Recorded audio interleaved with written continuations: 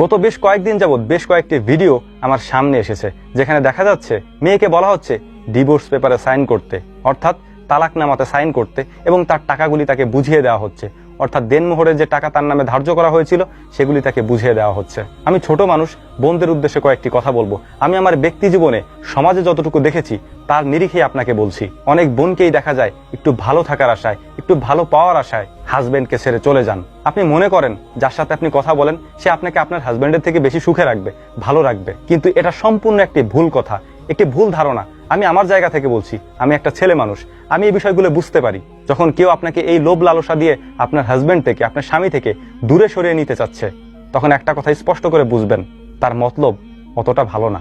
মেয়েরা হয় সরল মনের মানুষ, আর এই সুযোগটা সবাই নেয়।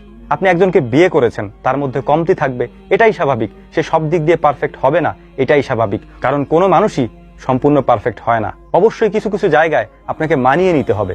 একটা জিনিস স্পষ্ট করে মনে রাখবেন, এখন যেখানে আছেন, যাকে ছেড়ে দিতে যাচ্ছেন, চলে যেতে যাচ্ছেন যার কাছ থেকে, তার থেকে ভালো কাউকে পাবেন এর গ্যারান্টি আপনি দিতে পারবেন?